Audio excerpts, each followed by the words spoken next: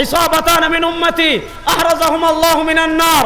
আমার উম্মার দুইটা দল এমন আছে, আমার উম্মার দুইটা বাহিনী এমন আছে, আমার উম্মার দুইটা জামা এমন আছে, আমার উম্মার দুইটা গ্রুপ এমন আছে, এই দুই বাহিনীতে যারা যোগ দিবে, এই দুই গ্রুপে যারা যোগ দিবে, আল্লাহ তাআলা ডাইরেক্ট তাদের উপর জাহান্নামের আগুনকে হারাম করে দিবেন। এবার একটা হিসাব বুঝেন, যে দুই দলে যোগ দিলে ডাইরেক্ট জাহান্নামের আগুন হারাম, এই দুই দলে শরীক হওয়ার জন্য প্রস্তুত আছেন তো ইনশাআল্লাহ? যে কারা কারা প্রস্তুত আছেন যুবকরা হাত তুলো তো ইনশাআল্লাহ। প্রস্তুত আছেন তো ইনশাআল্লাহ? প্রস্তুত আছেন তো ইনশাআল্লাহ?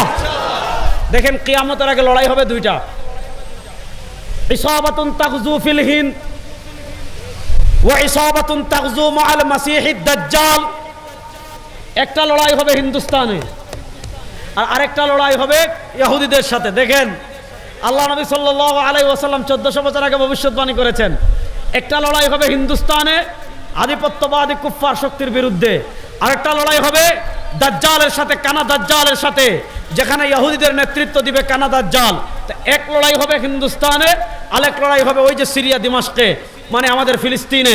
এবার হিসাব বুঝেন, এখানের লড়াইয়ে যারা অংশগ্রহণ করবে তাদের উপর জাহান্নামের আগুন হারাম, ওখানের লড়াইয়ে যারা অংশগ্রহণ করবে তাদের উপর জাহান্নামের আগুন হারাম। আপনি দেখেন পৃথিবীর প্রেক্ষাপট তৈরি হচ্ছে, এদিকে দেখেন আধিপত্যবাদী ইসরায়েল শক্তি, আধিপত্যবাদী ইসরায়েলি শক্তি গাজাকে শেষ করে দিচ্ছে, রাফাকে শেষ, রাফা এখন কেউ নাই, শেষ, একদম বিরান করে দিয়েছে রাফাকে। গাজা শেষ হওয়ার কাছাকাছি। আপনারা দেখেছেন পৃথিবীতে এমন নৃশংসতা কোথাও দেখিনি, বোমার সাথে মানুষ উঠছে, এটাও আমরা দেখছি। আপনি দেখেন এই যুগে মুসলমানদের কষ্টের কথা আর কত বলবো। হাজ্জাজ ইবনে ইউসুফ জালেম ছিল, কিন্তু তার মুসলমান বোনের ডাকে ওই ইরাক থেকে তার 17 বছরের জামাতাকে পাঠিয়ে দিয়েছিলেন হিন্দুস্তানে। আজকে লক্ষ লক্ষ শিশু ইয়া আরব বলে সারা দুনিয়ার আরব শাসকদেরকে ডাকছে, সারা দুনিয়ার মুসলিম শাসকদেরকে ডাকছে, কিন্তু কারো কানে তাদের ডাক ঢুকছে না। নাটক সমস্যা নাই, চূড়ান্ত লড়াইয়ের সময় ঘনিয়ে আসছে। প্রস্তুতি নেন মুসলমান, আমরা খেলার জন্য প্রস্তুত আছি তো ইনশাআল্লাহ। আপনি দেখেন, আপনারা যুবকরা হয়তো অনেকে দেখেছেন, ইসরায়েলি এক সৈন্যের ভিডিও ভাইরাল হয়েছে। খুব মনোযোগ দিয়ে পয়েন্ট বুঝবেন। ইসরায়েলি এক সৈন্যের ভিডিও ভাইরাল হয়েছে, তাকে জিজ্ঞাসা করা হয়েছে গাজাকে শেষ করে দিচ্ছেন কেন, গাজাকে মাটির সাথে মিশিয়ে দিচ্ছেন কেন? সে জবাব দিয়েছে আমাদের লিডারের জন্য গাজাকে প্রস্তুত করছি। তার জবাব হলো আমাদের নেতা আসবেন, আমাদের নেতার আগমনের জন্য গাজাকে প্রস্তুত করছি। তাদের নেতাকে জানেন? কানা দাজ্জাল। তাদের নেতাকে, তারা তাদের নেতাকে আমন্ত্রণ জানানোর জন্য গাজাকে প্রস্তুত করছে। বোঝা গেল ইহুদিরা চূড়ান্ত লড়াইয়ের প্রস্তুতি নিচ্ছে। এদিকে দেখেন আমাদের পার্শ্ববর্তী আরেকটা মিনি ইসরায়েল আছে না নাই? আপনাদের এদিক থেকে তো বেশি দূরে না বেনাপুল। আমাদের পার্শ্ববর্তী আরেকটা মিনি ইসরায়েল আছে না নাই? আপনারা দেখেছেন ওখানে কত কোটি মুসলমান আছে ভারতে। এই মুসলমানদের উপর আরেকটা গাজার মতো নৃশংসতা চালানোর জন্য, মুসলমানদের উপর ভয়াবহ নির্যাতন চালানোর জন্য, মুসলমানদেরকে গাজার মতো শেষ করে দেওয়ার জন্য নানা ষড়যন্ত্র করা হচ্ছে। এর ভিতর একটা ষড়যন্ত্র দেখেছেন, ভারতে ওয়াকফ আইন পাশ করা হয়েছে, অর্থাৎ মুসলমানদের প্রচুর ওয়াকফি সম্পত্তি আছে ভারতে। আপনি চিন্তা করতে পারবেন না, ভারতে 700 বছর মুসলমান রাষ্ট্র ক্ষমতায় ছিল। এই 700-800 বছরে মুসলমানরা যা কিছু, রাজা বাদশারা, মুসলমান ধনীরা যা কিছু ওয়াকফ করে গিয়েছে, এই সব ওয়াকফি সম্পত্তি দখল করে মুসলমানদেরকে রাষ্ট্রীয়ভাবে বিতাড়িত করার জন্য আধিপত্যবাদী ভারত শক্তি তারাও প্রস্তুতি নিচ্ছে। গতকালকে দেখছেন কাশ্মীরে তারা কি ঘটনা ঘটিয়েছে, তারাই হামলা করে মুসলমানদের উপর দায় চাপিয়ে আমাদের পার্শ্ববর্তী কাশ্মীরকে আরেক মিনি গাজা বানানোর ষড়যন্ত্র করছে, দিল্লিকে গাজা বানানোর ষড়যন্ত্র করছে। ভারতের মুসলিম অধ্যুষিত যে প্রদেশগুলো আছে ওই প্রদেশগুলোকে তারা গাজা বানানোর ষড়যন্ত্র করছে। শোনো মুসলমান, ফিলিস্তিন আমাদের থেকে দূরে হতে পারে, কিন্তু ভারত আমাদের থেকে বেশি দূরে না। এটা ভারত, এটা হলো 15 কোটি 16 কোটি মুসলমানের আবাস ভূমি। শুনেন, আমাদের শায়েখে চরমনাই সূরা উদ্যানে স্পষ্ট ভাষায় ঘোষণা করেছিলেন আমরা আগ বেড়ে লাগবো না, আমরা আগ বেড়ে লাগবো। কিন্তু শুনেন, কেউ যদি আমাদের সাথে লাগতে চায় তাকেও আমরা ছাড়বো না। হিসাব সহজ। কেউ যদি আমাদের সাথে লাগতে চায় হাত কেটে গাছে ঝুলানোর জন্য প্রস্তুত আছেন?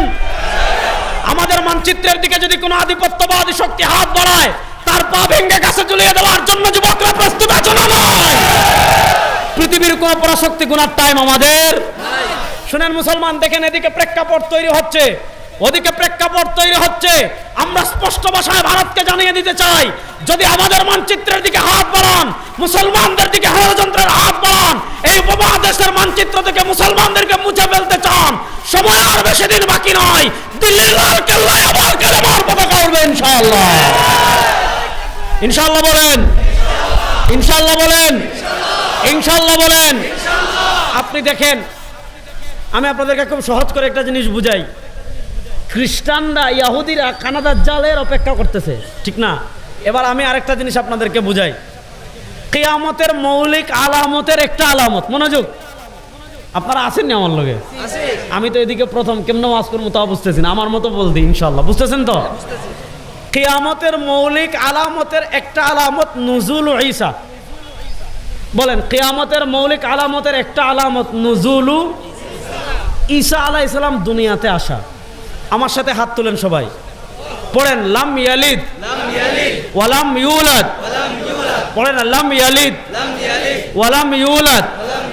আমাদের আল্লাহর কোনো সন্তান নাই। জুড়ে বলেন, আমাদের আল্লাহর কোনো সন্তান নাই। জুড়ে বলেন না, আমাদের আল্লাহর কোনো সন্তান নাই। আমাদের আল্লাহর বাপ নাই। বাপ আসেনি? আমাদের আল্লাহর সন্তান আসেনি? এখন খ্রিস্টানরা কি কয়? খ্রিস্টানরা কয় ঈসা আল্লাহর পুলা। নাউজুবিল্লাহ বাড়িতে গিয়া বলবেন।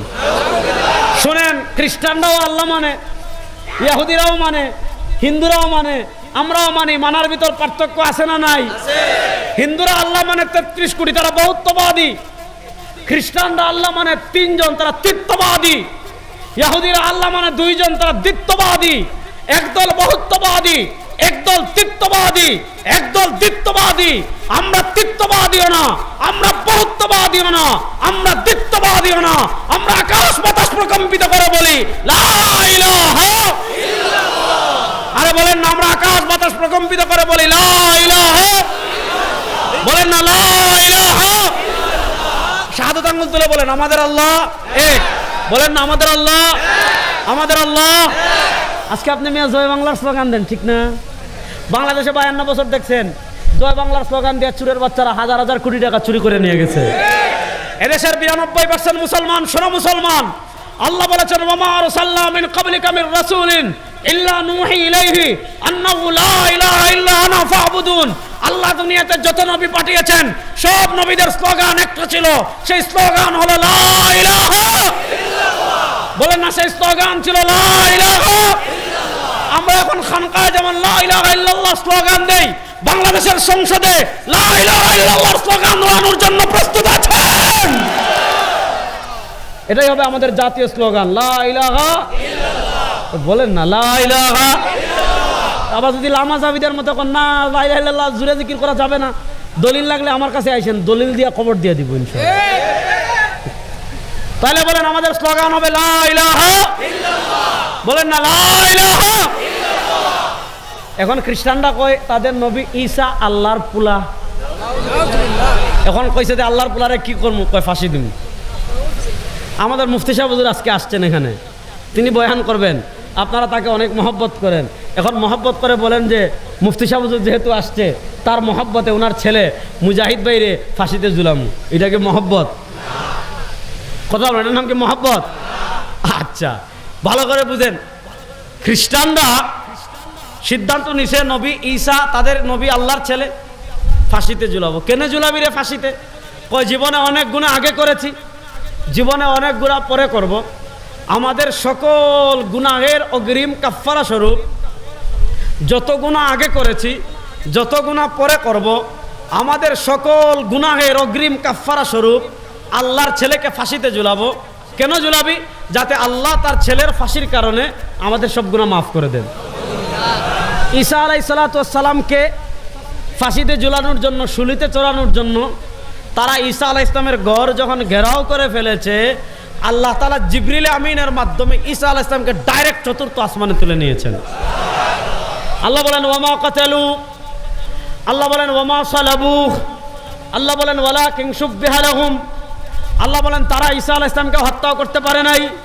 ওয়ামা সালাবু, তারা ঈসা আলাইহিস সালামকে শুলিতেও চড়াতে পারে নাই, তারা ঈসা আলাইহিস সালামকে হত্যা করতে পারে নাই, তারা ঈসা আলাইহিস সালামকে শুলিতেও চড়াতে পারে নাই। কি করা হয়েছে?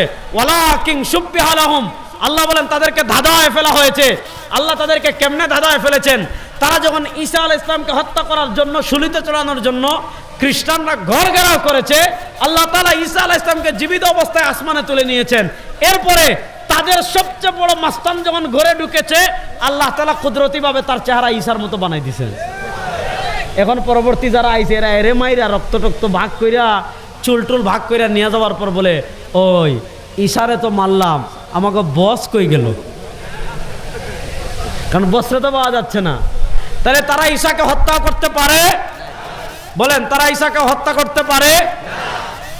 তাহলে আমাদের বলেন, আমাদের আকীদা, জুড়ে বলেন আমাদের আকীদা, ঈসা আসমানে জিন্দা।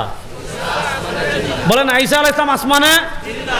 জুড়ে বলেন ঈসা আলাইহিস সালাম আসমানে জিন্দা, ঈসা আলাইহিস সালাম আসমানে জিন্দা। এবার আসেন খুব সংক্ষেপে বলি, দাজ্জাল দুনিয়াতে আসবে। আল্লাহ নবী সাল্লাল্লাহু আলাইহি ওয়াসাল্লাম বলেন ইন্নাহু আওয়ার, দাজ্জালের এক চোখ হবে কানা। ওয়া ইন্না রাব্বাকুম লাইসা বিআওয়ার, আমাদের আল্লাহ কি কানা? জোরে বলেন আমাদের আল্লাহ কি কানা?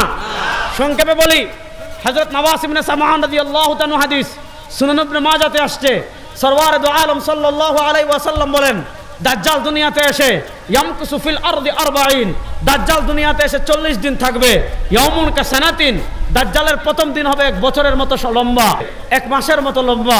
ইয়াউমুন কা শাহরিন, দাজ্জালের দ্বিতীয় দিন হবে 1 মাসের মতো লম্বা। ইয়াউমুন কা জুমআতিন, দাজ্জালের তৃতীয় দিন হবে 1 সপ্তাহের মতো লম্বা।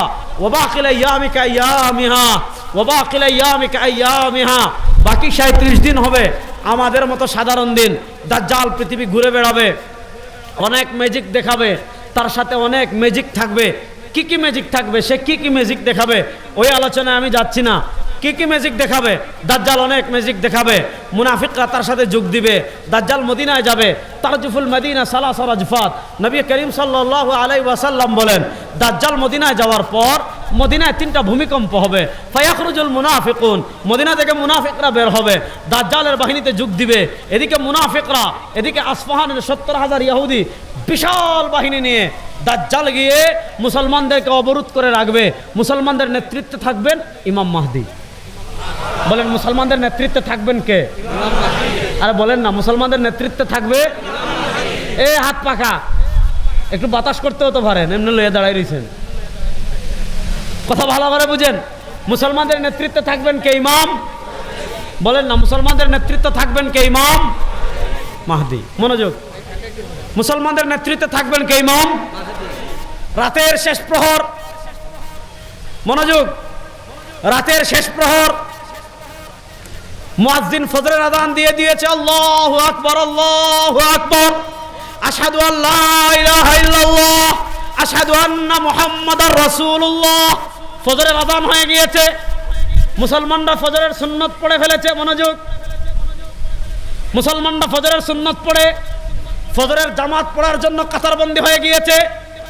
ইমাম মাহদি ইমামতি করার জন্য জায়নামাজের সামনে অগ্রসর হয়ে গিয়েছেন। এদিকে দাজ্জাল মুসলমানদেরকে অবরোধ করে রেখেছে। ইমাম মাহদি যখন ফজরের নামাজ পড়ানোর জন্য জায়নামাজের সামনে চলে যাবেন, ইকামত শুরু হয়ে যাবে অবস্থা, আল্লাহ তাআলা সিরিয়ার জামে খালিদ ইবনুল ওয়ালিদের সবুজ গম্বুজে আসমান থেকে 2 জন ফেরেশতার কাঁধে ভর করে আবার ঈসা আলাইহিস সালামকে দুনিয়াতে পাঠাবেন। এটা মজার তথ্য দেই, ঈসা আলাইহিস সালাম যখন দুনিয়াতে 2 জন ফেরেশতার কাঁধে ভর করে নামবেন, মনোযোগ, ভর করে নামবেন, হাদিসে আসছে তার চুল থেকে পানি টপ টপ করে পড়তে থাকবে, মনে হচ্ছে তিনি গোসল করে আসতেছেন। আর ওই পানির ফোঁটাগুলো দেখলে মনে হবে মণিমুক্তা ঝরতেছে। ভালো করে বুঝেন, ঈসা আলাইহিস সালাম দুনিয়াতে আসার পর চূড়ান্ত খেলা হবে ইনশাআল্লাহ। ইনশাআল্লাহ বলেন। আজকে দেখেন ইসরায়েলের ইহুদিরা এখন থেকে সেই যুদ্ধের প্রস্তুতি নিচ্ছে।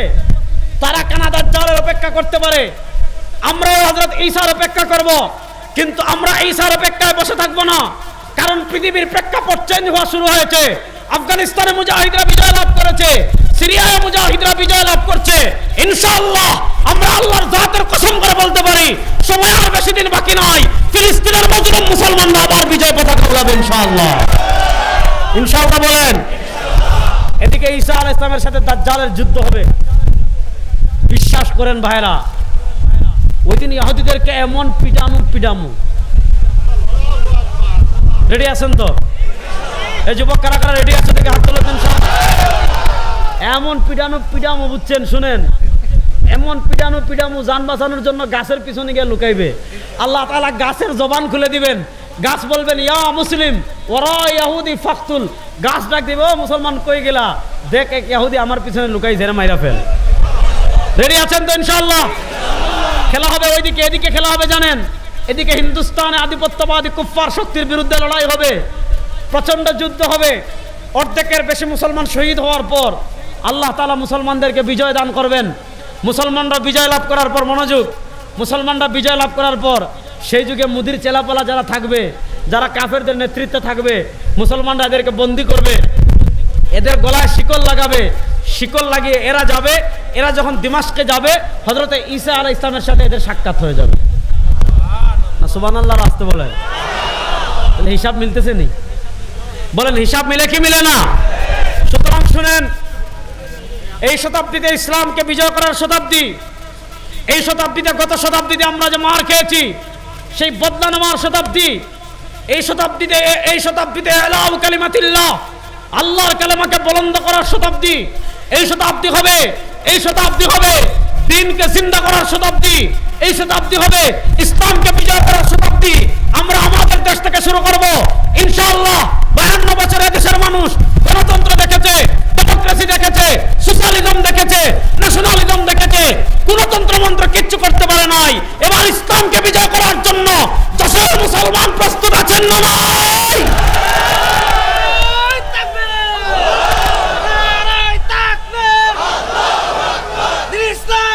ইসলাম কোরআন সুন্নাহর আলো সংসদে জালো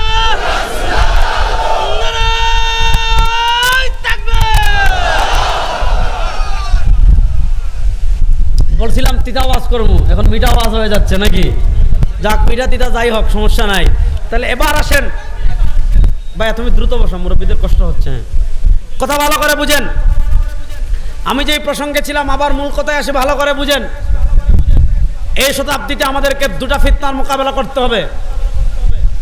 আপনারা জানেন, এই শতাব্দীতে মুসলমানদের উপর ভয়ঙ্কর যে ফিতনা চাপিয়ে দেওয়া হয়েছে, যে ফিতনায় পড়ে আমরা অনেকে ঈমান হারাই কিন্তু জানি না। এদের মধ্যে দুইটা ফিতনা, একটা হলো ধর্মনিরপেক্ষতা, আর হলো ন্যাশনালিজম। শুনেন, আমাদের পরিচয় বাঙালি না। যারা বলবে আমরা বাঙালি, এরা ভারতের দালাল। বলেন, যারা বলবে আমাদের জাতীয়তাবাদ বাঙালি, এরা ভারতের। আমাদের জাতীয়তাবাদ বাঙালি না, আমাদের জাতীয়তাবাদ বাংলাদেশি না। বাংলাদেশি এটা আমাদের দেশীয় পরিচয়। মনোযোগ, বাংলাদেশি এটা আমাদের দেশীয় পরিচয়। আমাদের জাতীয়তাবাদ আমরা মুসলিম। বলেন আমাদের জাতীয়তাবাদ আমরা মুসলিম। বলেন আমাদের জাতীয়তাবাদ আমরা মুসলিম। আপনারা ক্লান্ত হয়ে গেছেন? তাহলে জুড়ে বলেন আমাদের জাতীয়তাবাদ আমরা মুসলিম। আমাদের জাতীয়তাবাদ আমরা মুসলিম। আমাদের জাতীয়তাবাদ আমরা মুসলিম। আল মুসলিমুনা কাজাসাদিন ওয়াহিদ লা ফাদলা লিআরাবিয়্যিন আলা আজামিন ওয়ালা লিআজামিন আলা আরাবিয়্যিন। আল মুসলিমু মান সালিমাল মুসলিমুনা মিন লিসানিহি ওয়া ইয়াদিহি। আপনি হাদিসে পড়লে, আপনি কোরআন পড়লে দেখবেন আল্লাহ তাআলা আমাদেরকে যে কনসেপ্ট দিয়েছেন, নবী করিম সাল্লাল্লাহু আলাইহি ওয়াসাল্লাম যে কনসেপ্ট দিয়েছেন, সেটা হলো সারা দুনিয়ার মুসলমানদের জাতীয়তাবাদ একটা, সারা দুনিয়ার মুসলমানদের ন্যাশনালিজম একটা। সেটা হলো আমাদের জাতীয় পরিচয় আমরা মুসলিম। বলেন আমাদের জাতীয় পরিচয় আমরা মুসলিম। বলেন আমাদের জাতীয় পরিচয় আমরা মুসলিম। আর মুসলমানদের একমাত্র জাতির পিতা হযরতে, এখনো ভয় পাইতেছেন না? আওয়ামী লীগ তো ভাগার 9 মাস হয়ে গেছে। বলেন মুসলমানদের একমাত্র জাতির পিতা হযরতে, জোরে বলেন মুসলমানদের একমাত্র জাতির পিতা হযরতে। আল্লাহ বলেন মিল্লাতে আবিকুম ইব্রাহিম হুয়া সাম্মাকুমুল মুসলিমিন। নবী করিম সাল্লাল্লাহু আলাইহি ওয়াসাল্লাম হাদিসে নিজে তার পরিচয় দিয়েছেন। হাদিসে নিজে তার পরিচয় দিতে গিয়ে বলেন, আনা দাওয়াতু আবি ইব্রাহিম, আনা বাশারাতু ঈসা। নবী করিম সাল্লাল্লাহু আলাইহি ওয়াসাল্লাম বলেন, আমার পরিচয় জানো, আনা দাওয়াতু আবি ইব্রাহিম, আমার পরিচয় হলো আমি আমার জাতির পিতা হযরত ইব্রাহিমের দোয়ার ফসল। তাহলে আমাদের জাতীয়তাবাদ, আমরা এটা আকীদা মুখস্থ রাখতে হবে। আমাদের জাতীয়তাবাদ, আমরা পিছন থেকে আওয়াজ আসতেছে না, আমাদের জাতীয়তাবাদ আমরা, আর আমাদের জাতির পিতা হযরতে। এবার আসেন, এই শতাব্দীতে আমাদের ভিতর জাতীয়তাবাদ ঢুকিয়েছে। আপনাকে বলে আপনার সবচেয়ে বড় পরিচয় আপনি বাঙালি, ওদেরকে বলে আপনার সবচেয়ে বড় পরিচয় আপনি পাকিস্তানি। এখানে আমাদেরকে বিভিন্ন জাতিতে তারা ভাগ করেছে। এখানে বলেছে তোমরা বাংলাদেশি, বাস এখানে একজনের আব্বা বানাইছে। ওদেরকে বলেছে তোমরা পাকিস্তানি, জিন্নারে আব্বা বানাইছে। ওদেরকে বলছে তোমরা তুর্কি, কামাল পাশারে আব্বা বানাইছে। ওদেরকে বলছে তোমরা সিরিয়ান, বাশার আল আসাদের বাপরে আব্বা বানাইছে। আমি গেছি উজবেকিস্তানে, গেছি সমরকন্দে একটা বিখ্যাত মাদ্রাসা আছে, 3টা একসাথে রেগিস্তানে, এখন নাই, আগে ছিল, যেখানে অনেক বড় বড় ইমামগণ পড়েছেন।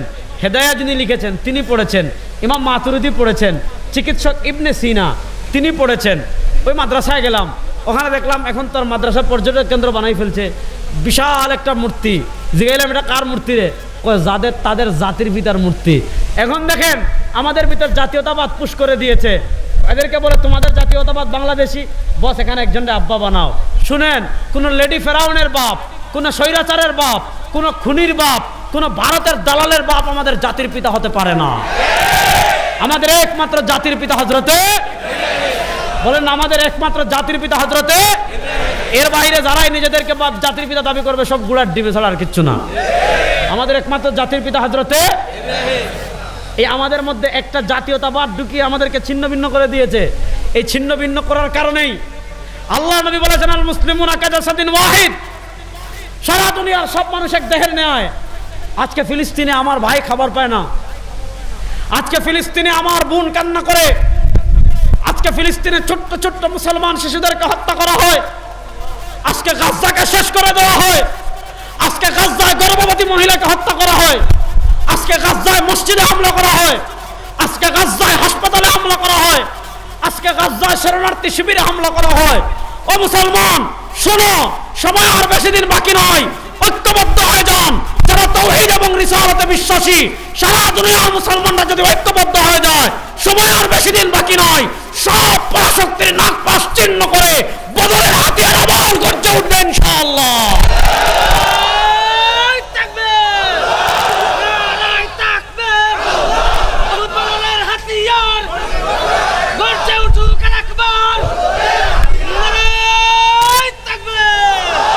আমার সময় শেষ দিকে চলে আসছে। শুনেন, একটা সমস্যা হলো আমাদেরকে জাতীয়তাবাদ দিয়ে ছিন্ন ভিন্ন করে দিয়েছে। আরেকটা সমস্যা কি করেছে জানেন? সবচেয়ে বড় সমস্যা হয়েছে আমাদের মাথায় একটা ইনজেকশন মারছে। করোনার সময় আমরা ভ্যাকসিন নেই, আমি নেই, একটাও নেই। অনেকে আছে ভ্যাকসিন নিছেন, এখন যারা ভ্যাকসিন নিছেন এদের প্রচুর অ্যালার্জি হচ্ছে, নানা সমস্যা হচ্ছে। শুনেন, আমাদের মাথায় এই শতাব্দীতে ইহুদি খ্রিস্টানরা এমন একটা ভ্যাকসিন মারছে, যে ভ্যাকসিনের কারণে আমরা এখনো ঘুরে দাঁড়াতে পারছি না। সে ভ্যাকসিনের নাম সেকুলারিজম তথা ধর্মনিরপেক্ষতা। বলেন, সে ভ্যাকসিনের নাম ধর্মনিরপেক্ষতা। বলেন, সে ভ্যাকসিনের নাম। আসেন ধর্মনিরপেক্ষতাকে আমি খুব সহজে বুঝাই। এইটা বলে আমি আপনাদের থেকে বিদায় নিয়ে চলে যাব, মনোযোগ দিয়ে বুঝেন। পৃথিবীতে অন্যান্য যত ধর্ম আছে, মনোযোগ, পৃথিবীতে অন্যান্য ধর্ম আর আমাদের ধর্মের মধ্যে মৌলিক পার্থক্যের জায়গা কোনটা? আমি আপনাদেরকে দেখাই। হ্যাঁ, মনোযোগ, কাকা কথা বললেন না, হ্যাঁ মনোযোগ শুনেন। যেমন আমাদের উপমহাদেশে একটা বড় ধর্ম হলো হিন্দু। ভারত হলো হিন্দু সংখ্যাগরিষ্ঠ দেশ। হিন্দু ধর্ম আর আমাদের ধর্মের পার্থক্যের জায়গা কোথায়? খ্রিস্ট ধর্ম আর আমাদের ধর্মের পার্থক্যের জায়গা কোথায়? খুব মনোযোগ দিয়ে যুবকরা এই পয়েন্ট বুঝবেন। হিন্দু ধর্ম বলেন, খ্রিস্টান ধর্ম বলেন, হিন্দু ধর্ম আর খ্রিস্টান ধর্মকে অনুষ্ঠান নির্ভর ধর্ম বানিয়ে ফেলা হয়েছে। কেমনে? হিন্দু মানে কি? পূজার সময় আসবে, পূজা করবেন, মন্দিরে মূর্তি বানাবেন, প্রাসাদ বানাবেন, প্রাসাদ খাবেন, 3-4 দিন নাচ গান করবেন, তারপর ট্রাকের উপর মূর্তি তুলবেন, ট্রাকের উপর মূর্তি তুলে নিয়ে ওই মূর্তিটা 3-4 দিন পর নাচ গান করে করে করে করে করে করে নদীতে ফেলে দিবেন। বাস, আপনি হিন্দু। এখন তার ধর্ম ওই মন্দিরের মধ্যেই, তার ধর্ম ওই পূজার মধ্যেই। এখন প্রশ্ন হলো, সে খাবে কিভাবে? তার ধর্ম মাথা কামায় না, যেভাবে মন চায় খা। সে ঘুমাবে কিভাবে? তার ধর্ম মাথা কামায় না, যেভাবে মন চায় ঘুমা। সে হাঁটবে কিভাবে? তার ধর্ম মাথা কামায় না, যেভাবে মন চায় হাঁট। সে ব্যবসা করবে কেমনে? তার ধর্ম মাথা কামায় না, যেভাবে মন চায় ব্যবসা কর। সে রাজনীতি করবে কেমনে? তার ধর্ম মাথা কামায় না, যেভাবে মন চায় রাজনীতি কর। সে সংসদ চালাবে কেমনে? তার ধর্ম মাথা কামাবে না, যেভাবে মন চায় চালা। সে সংবিধান লিখবে কেমনে? তার ধর্ম মাথা কামায় না, যেভাবে মন চায় লেখ। সে অর্থনীতি পরিচালনা করবে কেমনে? তার ধর্ম মাথা কামায় না, যেভাবে মন চায় পরিচালনা কর। সে হাইকোর্ট সুপ্রিম কোর্ট চালাবে কেমনে? তার ধর্ম মাথা কামায় না, যেভাবে মন চায় চালা। এটা হলো হিন্দুদের মৌলিক ধর্মীয় কনসেপ্ট, মানে তাদের ধর্মটা শুধু মন্দিরে। আর খ্রিস্টান রাজ্য যেগুলো আছে, খ্রিস্টান রাজ্য পরিচালনার মৌলিক মূলনীতি ছিল, খ্রিস্টান রাজ্য পরিচালনার মৌলিক মূলনীতি ছিল কায়সর কায়সর, গির্জা গির্জা। গির্জা মানে যেখানে ইবাদত করে। আপনি ধর্ম পালন করতে চাচ্ছেন, গির্জায় যান। আপনার ফ্যামিলি ধর্ম পালন করতে চাচ্ছে, গির্জায় যান। রাষ্ট্র কেমনে চলবে? গির্জা মাথা কামাবে না। রাষ্ট্রের আইন কি হবে? গির্জা মাথা কামাবে না। রাষ্ট্রের সংসদ কেমনে চলবে? গির্জা মাথা কামাবে না। রাষ্ট্রের অর্থনীতি কি হবে? গির্জা মাথা কামাবে না। রাষ্ট্রের বিচার ব্যবস্থা কি হবে? গির্জা মাথা কামাবে না। রাষ্ট্রের হাইকোর্ট সুপ্রিম কোর্ট কেমনে চলবে? গির্জা মাথা কামাবে না। রাষ্ট্র কার সাথে সন্ধি করবে? গির্জা মাথা কামাবে না। রাষ্ট্র কার সাথে যুদ্ধ জড়াবে? গির্জা মাথা কামাবে না। তাহলে এটা ধর্ম থাকবে কোথায়? যে ধর্ম থাকবে গির্জার মধ্যে, এর বাইরে ধর্ম যাবে না। এটা কাদের? খ্রিস্টানদের। এটা কাদের? এখন বুঝেন তাদের ধর্ম আর আমাদের ধর্মের মৌলিক পার্থক্যের জায়গা কোথায়? এক দলের ধর্ম শুধু মন্দিরের মধ্যে, এর বাইরে নাই। আরেক দলের ধর্ম শুধু গির্জার মধ্যে, এর বাইরে নাই। এর বিপরীত আমাদের ইসলাম। যুবকরা পয়েন্ট বুঝেন, এর বিপরীত আমাদের ইসলাম। আমি হাঁটবো কিভাবে? ইসলামে আছে না নাই? না, আরো আসতে বলেন, আরো আসতে বলেন। আমি হাঁটবো কিভাবে? ইসলামে আছে না নাই? মুরব্বী আছে না নাই? আমি খাবো কিভাবে? ইসলামে আছে না নাই? আমি ঘুমাবো কিভাবে? ইসলামে আছে না নাই? আমি বাথরুমে যাব কিভাবে? বের হব কিভাবে? ইসলামে আছে না নাই? আমি ব্যবসা করব কিভাবে? ইসলামে আছে না নাই? তবে আমি রাজনীতি করবো কেমন? এটা ইসলামে নাই। না বুঝা কোন? আমি রাজনীতি করবো কেমন? এটা ইসলামে নাই। তবে আমি সংসদ চালাবো কেমন? এটা নাই। আসেনি? রাষ্ট্র চলবে কেমনে? ইসলামে আছে না নাই? সংসদ কেমনে চলবে? ইসলামে আছে না নাই? হাইকোর্ট সুপ্রিম কোর্ট কেমনে চলবে? ইসলামে আছে না নাই? অর্থনীতি কেমনে চলবে? ইসলামে আছে না নাই? এবার তারা আমাদের ভিতর ঢুকাই দিছে ধর্মনিরপেক্ষতা।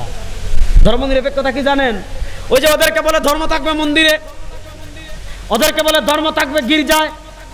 আমাদেরকে শিখাইছে ধর্ম থাকবে ঘরে, আমাদেরকে শিখিয়েছে ধর্ম থাকবে মসজিদে, আমাদেরকে শিখিয়েছে ধর্ম থাকবে মাদ্রাসায়, আমাদেরকে শিখিয়েছে ধর্ম থাকবে খানকায়। তাহলে প্রশ্ন হলো, আচ্ছা ধর্ম যদি এই জায়গায় থাকে, রাষ্ট্রে ধর্ম লাগবে না, অর্থনীতিতে ধর্ম লাগবে না, বিচার ব্যবস্থায় ধর্ম লাগবে না, সংসদে ধর্ম লাগবে না, হাইকোর্ট সুপ্রিম কোর্টে ধর্ম লাগবে না, তাহলে এটার নাম হলো সেকুলারিজম। না, ইসলাম শুধু ঘরে থাকার জন্য আসে নাই, ইসলাম শুধু মসজিদে থাকার জন্য আসে নাই, ইসলাম শুধু খানকায় থাকার জন্য আসে নাই, ইসলাম শুধু মাদ্রাসায় থাকার জন্য আসে নাই। হুয়াল্লাযী আরসালা রাসূলাহু বিল হুদা ওয়া দীনিল হাক্কি লিইয়ুযহিরাহু আলা দ্বীনি কুল্লিহি। ইসলাম এসেছে ঘর থেকে নিয়ে সংসদ পর্যন্ত বিজয় হওয়ার জন্য। সুতরাং আপনার দেশের বিচার ব্যবস্থা ইসলাম আছে? আছে কয় মাইর খাবেন কিন্তু উল্টাপাল্টা বলে। আমাদের দেশের বিচার ব্যবস্থা ইসলাম আছে? আমাদের দেশের এত আইন, এত সংস্কার। মরহুম পীর সাহেব চরমনাই রাহিমাহুল্লাহ বলেছিলেন, সৈয়দ ফজলুল করিম নব্বরাল্লাহু মারকাদা, আল্লাহ তার কবরকে জান্নাতের টুকরা বানিয়ে দেন। তিনি বলেছিলেন শুধু নেতা নয়, আরে বলেন না, শুধু নেতা নয়, বলেন শুধু নেতা নয়। আরে নেতার পরিবর্তনে সব যদি পরিবর্তন সম্ভব হতো, বাংলাদেশের নেতার পরিবর্তন অনেকবার হয়েছে, বাংলাদেশের নেতার পরিবর্তন অনেকবার হয়েছে, বাংলাদেশের চেহারার পরিবর্তন অনেকবার হয়েছে, বাংলাদেশের ক্ষমতার পরিবর্তন অনেকবার হয়েছে। নেতার পরিবর্তনে কিছু হয় নাই, আর শুধু নেতার পরিবর্তন না, এবার নীতির পরিবর্তন হবে। সংসদে আল্লাহর কোরআনকে বিজয় করার জন্য প্রস্তুত আছেন? নারায়ে তাকবীর, নারায়ে তাকবীর, কোরআন সুন্নাহর আলো, সংসদে জালো, নারায়ে তাকবীর। আমাদের দেশে এত আইন, এত কিছু, চুরি তো বন্ধ হয় না। বন্ধ হয়? ডাকাতি বন্ধ হয়? চাঁদাবাজি বন্ধ হয়? টেন্ডারবাজি বন্ধ হয়? আরে কিচ্ছু লাগবে না, ইসলামকে মাত্র 3 মাসের জন্য আনেন। ঠিক না বেঠিক? আপনি তো গণতন্ত্র দেখলেন ভাই, ন্যাশনালিজম দেখলেন ভাই, সেকুলারিজম দেখলেন ভাই, সবই তো ফেল করেছে। একবার অন্তত পরীক্ষামূলক এইবার ইসলামকে রাষ্ট্র ক্ষমতায় নেওয়ার জন্য কারা কারা প্রস্তুত আছেন দেখি তো ইনশাআল্লাহ। আগে বলছেন হুজুররা আপনারা এখন, আগে বলতেন হুজুররা আপনারা এখন, এবার উলামায়ে কেরাম ঐক্যবদ্ধভাবে ইসলামী সব রাজনীতিবিদ এক কাতারে এসে আপনাদেরকে যদি ডাক দেন, আর কোন তন্ত্রমন্ত্র নয়, আর গণতন্ত্র নয়, আর সেকুলারিজম নয়, আর ন্যাশনালিজম নয়, আর সোশ্যালিজম নয়, আর কোন মানুষের তন্ত্রমন্ত্র নয়, এবার পৃথিবীর শ্রেষ্ঠ আদর্শ ইসলামকে বাংলাদেশের সব ক্ষেত্রে বিজয় করব। আপনারা যশোরের মুসলমান প্রস্তুত আছেন না ভাই? নারায়ে তাকবীর, নারায়ে তাকবীর, কোরআন সুন্নাহর আলো, সংসদে জালো, কোরআন সুন্নাহর আলো, নারায়ে তাকবীর। ইনশাআল্লাহ আমাদের সংগ্রাম অর্ধেক হয়েছে 2024-এর জুলাই আগস্টে। আমরা ভারতের আধিপত্যবাদকে পরাজিত করেছি। সেই বৈষম্য বিরোধী আন্দোলনের অন্যতম নেতা মুফতি ফয়জুল করিম হাফিজুল্লাহ আজকে আসবেন, গুরুত্বপূর্ণ বক্তব্য রাখবেন। বিপ্লব শেষ হয় নাই, আগামীতে চূড়ান্ত বিপ্লবের প্রস্তুতি নেন আল্লাহর কোরআনকে বিজয় করার ইনশাআল্লাহ। আল্লাহ তাআলা কোরআন বিজয়ের বিপ্লবে শরীক হওয়ার তৌফিক আমাদের সবাইকে দান করেন। আল্লাহ বাংলাদেশে ইসলামকে বিজয় করার তৌফিক আমাদেরকে দান করেন ইনশাআল্লাহ। আমরা আধিপত্যবাদী শক্তির পরাজয় দেখেছি, ইনশাআল্লাহ এই বাংলাদেশকে আমরা ইসলামের বাংলাদেশও দেখবো ইনশাআল্লাহ। আল্লাহ তাআলা যে কথাগুলো বললাম আমাদের সবাইকে আমল করার তৌফিক দান করেন। ইন আসাবতু ফামিনাল্লাহ ওয়া ইন আখতাতু ফামিন্নী ওয়া মিনাশ শাইতান। প্রিয় দেশবাসী, আল্লাহ সবাইকে ভালো রাখুক, সুস্থ রাখুক। আসসালামু আলাইকুম ওয়া রাহমাতুল্লাহি ওয়া বারাকাতুহু।